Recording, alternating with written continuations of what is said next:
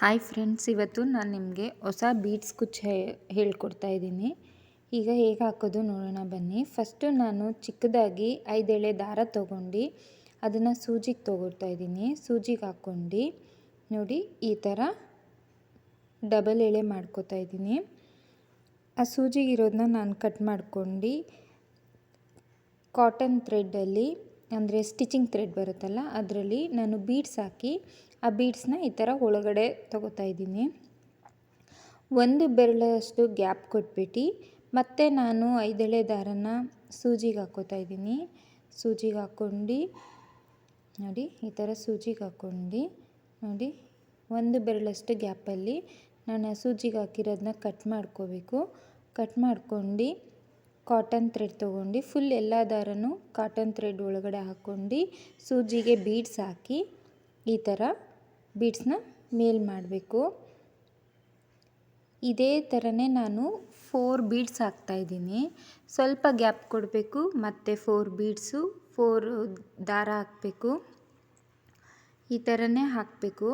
ಏನಕ್ಕೆ ಅಂದರೆ ಇದು ಕಂಟಿನ್ಯೂಸ್ ಆಗಿ ಬರೋಲ್ಲ. ಇದು ಜೇಡ ಕುಚ್ಚೆ ಅಂತಲೇ ಅಂತಾರೆ, ಬಟ್ ಇದು ಕಂಟಿನ್ಯೂಸ್ ಇರೋಲ್ಲ. ಸ್ವಲ್ಪ ಸ್ವಲ್ಪ ಗ್ಯಾಪ್ ಇರುತ್ತೆ ಮಧ್ಯ ಮಧ್ಯ. ಲುಕ್ ಆ್ಯಂಡ್ ಎಲಿಗೆಂಟಾಗಿರುತ್ತೆ ಈ ಡಿಸೈನು. ನಾನೀಗ ಇದನ್ನು ಮೈಸೂರು ಸಿಲ್ಕ್ಗೆ ಹಾಕ್ತಾಯಿದ್ದೀನಿ. ನೀವು ಬೇಕಂದರೆ ರೇಷ್ಮೆ ಸ್ಯಾರಿಗೂ ಹಾಕೋಬೋದು. ತುಂಬಾ ಚೆನ್ನಾಗಿ ಕಾಣುತ್ತೆ ಈ ಡಿಸೈನು. ಯಾರ್ಯಾರು ಹೊಸಬ್ರು ನನ್ನ ಚಾನಲ್ ನೋಡ್ತಾ ಇದ್ದೀರಾ, ಸಬ್ಸ್ಕ್ರೈಬ್ ಮಾಡಿ, ಶೇರ್ ಮಾಡಿ, ಲೈಕ್ ಮಾಡಿ. ಮತ್ತು ನಿಮಗೇನಾದರೂ ಈ ಡಿಸೈನ್ ಇಷ್ಟ ಆದರೆ ಕಮೆಂಟ್ ಮಾಡಿ. ನೋಡಿ ಈಗ ಇದರಲ್ಲಿ ನಾನು ಮಧ್ಯ ಸ್ವಲ್ಪ ದಾರ ತೊಗೊಂಡು ಫಸ್ಟ್ ಫುಲ್ಲು ದಾರ ಎಳ್ಕೊತಾ ಇದ್ದೀನಿ. ಫುಲ್ ದಾರ ತೊಗೊಂಡು ಗಂಟು ಹಾಕೋತಾ ಇದ್ದೀನಿ. ಸ್ವಲ್ಪ ಗಟ್ಟಿಯಾಗಿ ಹಾಕ್ಕೊಳ್ಳಿ, ಯಾಕಂದರೆ ಕುಚ್ಚು ಕಟ್ಟಬೇಕಾದ್ರೆ ಅದು ಲೂಸ್ ಆಗಿಬಿಡುತ್ತೆ. ಸ್ವಲ್ಪ ಗಟ್ಟಿಯಾಗೇ ಇರಲಿ, ಬೇಕಾದ್ರೆ ಬರ್ತಾ ಬರ್ತಾ ಅದು ಲೂಸ್ ಆಗುತ್ತೆ. ಮಿಕ್ಕಿರೋ ಸ್ವಲ್ಪ ದಾರ ಮತ್ತು ಸೆಕೆಂಡಲ್ಲಿ ಸ್ವಲ್ಪ ದಾರ ತೊಗೊಂಡು ಗಂಟು ಹಾಕ್ಕೋಬೇಕು. ಲಾಸ್ಟು ಮತ್ತು ಫಸ್ಟಲ್ಲಿ ಮಾತ್ರ ಫಸ್ಟ್ ಒಂದು ದಾರ ಪೂರ್ತಿ ತೊಗೋಬೇಕು. ಪೂರ್ತಿ ತೊಗೊಂಡು ನಾವು ಗಂಟು ಹಾಕ್ಕೋಬೇಕು. ಸ್ವಲ್ಪ ಕೇರ್ಫುಲ್ಲಾಗಿ ಹಾಕ್ಕೊಂಡ್ರೆ ಒಳ್ಳೆಯದು, ಇಲ್ಲ ಕಷ್ಟ ಆಗಿಬಿಡುತ್ತೆ. ಲೂಸ್ ಆದರೆ ನಿಮಗೆ ಕಷ್ಟ ಆಗುತ್ತೆ. ಲೂಸ್ ಅಂತೂ ಹಾಕಕ್ಕೆ ಬಿಡಬೇಡಿ. ನೋಡಿ ಈಗ ಇದೇ ಥರನೇ ಫುಲ್ಲು ದಾರ ತೊಗೊಂಡು ಫಸ್ಟು ಮತ್ತು ಲಾಸ್ಟಿಗೆ ದಾರ ತೊಗೊಂಡು ಗಂಟು ಹಾಕ್ಕೋಬೇಕು. ನೋಡಿ ಈ ಥರ ಕಾಣುತ್ತೆ. ಈಗ ಫುಲ್ಲು ಸ್ಯಾರಿಗೂ ಇದೇ ಥರನೇ ಹಾಕ್ಕೋಬೇಕು. ನೋಡಿ ಈಗ ಹಾಕ್ಕೊಂಡು ನಾನು ಸ್ವಲ್ಪ ದಾರನ ಕಟ್ ಮಾಡ್ಕೊಂಡಿದ್ದೀನಿ. ಕಟ್ ಮಾಡ್ಕೊಂಡು ನಾನಿಲ್ಲಿ 150 ಎಳೆ ದಾರ ತೊಗೊಂಡಿದ್ದೀನಿ. 150 ಎಳೆ ದಾರ ತೊಗೊಂಡು ಬ್ಯಾಕ್ ಸೈಡಿಂದ ಜರಿ ಥ್ರೆಡ್ ತೊಗೊಂಡು ಬೇಬಿ ಕುಚ್ಚು ಕಟ್ಕೋತಾ ಇದ್ದೀನಿ. ನೋಡಿ ಈ ಕುಚ್ಚು ಬೇಗನೆ ಆಗುತ್ತೆ, ನಿಮಗೆ ಬೇಗನೂ ಹಾಕ್ಬೋದು. ಸ್ವಲ್ಪ ಈಸಿಯಾಗಿ ಆಗುತ್ತೆ ಅಂತಲೇ ಹೇಳ್ಬೋದು ಈ ಡಿಸೈನು. ಯಾರ್ಯಾರು ಹೊಸೊಬ್ರಿಗೆ ಡಿಸೈನ್ ಕಲಿಬೇಕು ಅಂತ ಅನಿಸ್ತಾ ಇರುತ್ತೆ ಅವರೆಲ್ಲ ಈ ಡಿಸೈನ್ ಕಲಿತ್ರೆ ತುಂಬಾ ಈಸಿ ಆಗುತ್ತೆ.